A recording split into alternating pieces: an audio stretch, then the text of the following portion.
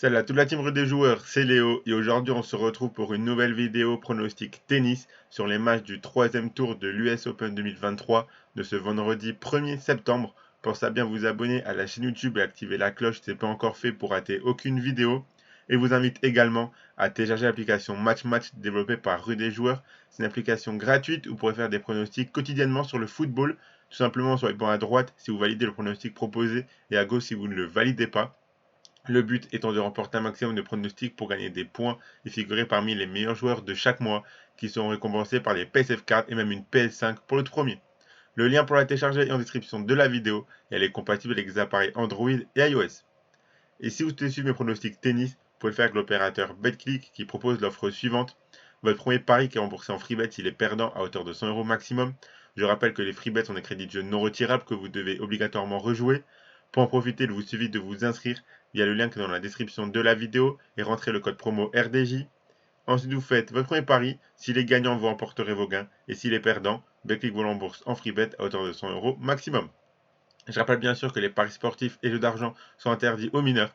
Ils doivent rester un plaisir et un loisir, donc misez uniquement en fonction de vos moyens et ce que vous pouvez vous permettre de perdre, c'est très important de le rappeler. Bon, entre les joueurs malades et ceux qui se blessent, c'est vraiment compliqué cette US Open. On a des troisièmes tours auxquels on s'attendait pas forcément, avec notamment une partie basse du tableau vraiment très ouverte, où Novak Djokovic a encore moins d'adversité que prévu. Comme chaque jour, je vais quand même vous donner mes 10 pronostics sur les matchs de ce vendredi. Donc la liste des 10 matchs que j'ai choisis pour aujourd'hui, vous la voyez juste à droite. Et à chaque fois, comme à chaque fois, un combiné à la fin de la vidéo que je vous propose. Et si vous voulez mon avis aussi de la communauté sur des matchs dont je ne parle pas dans la vidéo, n'hésitez pas à demander en commentaire. Je me ferai un plaisir de vous répondre et ça me fait toujours plaisir de partager cette US Open avec vous et de discuter des différents matchs, que ce soit en vidéo ou alors en commentaire. Comme à chaque fois, on va commencer par la WTA. On commence avec le match entre Ostapenko et Pera. Alors oui, c'est toujours risqué de partir sur Ostapenko quand elle est cotée aussi basse, mais la Lettonne est capable de tellement bien jouer que contre une joueuse comme Pera, je la vois s'imposer. Ostapenko a tout de même fait 80 fautes directes au match précédent contre Avanesian, mais elle a tout de même remporté ce match. Pera a battu Kudermetova au premier tour, mais avant le début de l'US Open, elle n'était vraiment pas en confiance. Si Pera joue bien, elle peut proposer de l'adversité à Ostapenko, mais normalement la Lettonne est au-dessus. Donc mon pronostic pour ce match, comme vous l'avez compris, c'est la victoire d'Ostapenko, côté à 1,21. Continue avec Swiatek contre Juvan. Pour ce match, je vois vraiment pas dans quel aspect du jeu Juvan peut embêter Swiatek. La Polonaise retrouve son niveau en s'imposant facilement lors de ses deux premiers matchs. A l'inverse, Juvan est passé par les qualifications et lors de son troisième tour des qualifs, elle a même dû sauver des balles de match et elle sort d'un match en 3-7 contre Lauren Davis.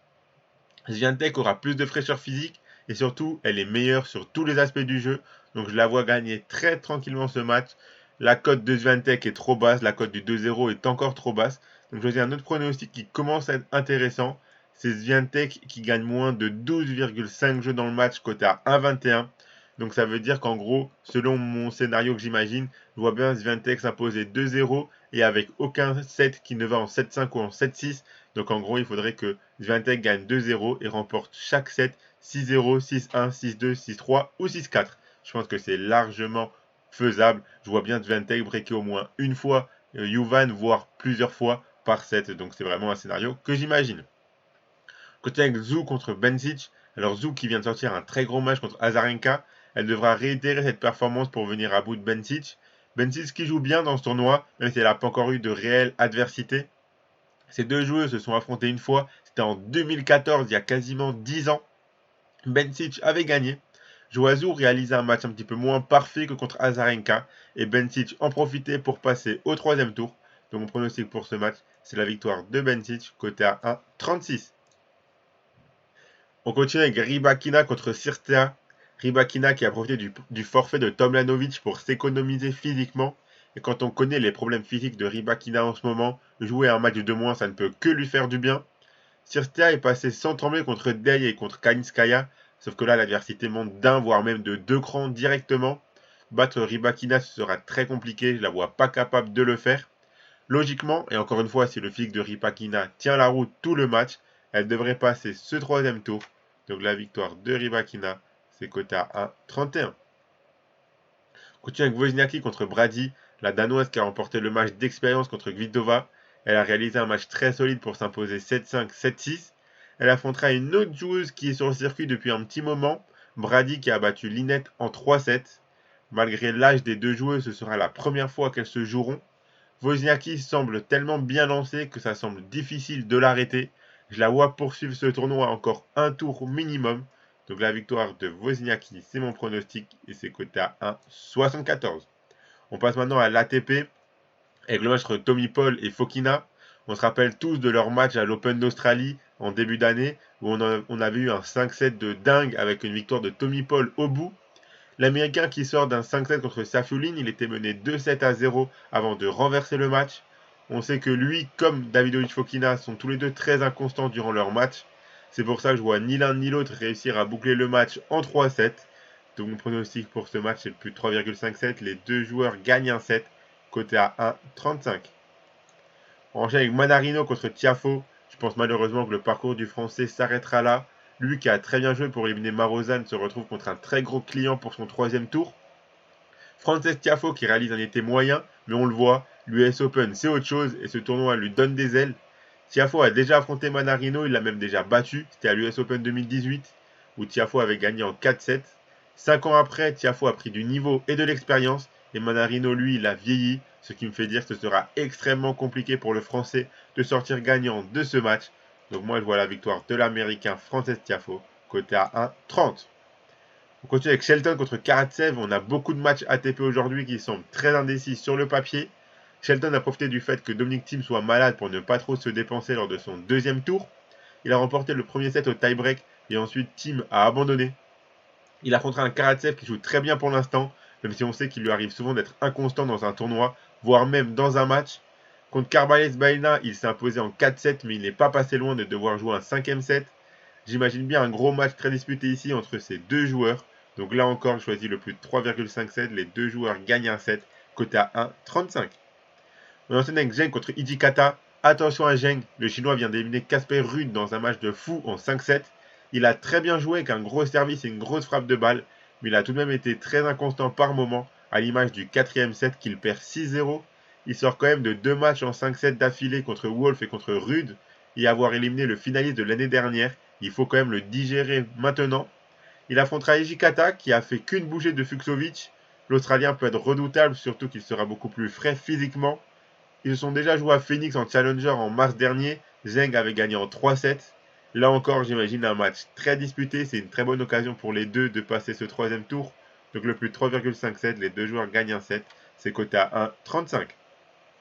Et on finit avec Striker contre Bonzi. Striker qui a fait tomber Tsitsipas dans un match de fou en 5-7. Le grec servait pour le match au quatrième set avant de se faire débreak, de perdre le set au tie-break et de perdre le cinquième. Striker est passé par les qualifications, donc l'enchaînement de matchs peut commencer à se faire ressentir après ce match en 5-7. Mais avec son gros service et sa grosse frappe de balle, il peut s'assurer quelques points sans faire trop d'échanges. Il affrontera un Bonzi qui a joué très juste et intelligemment contre Eubanks.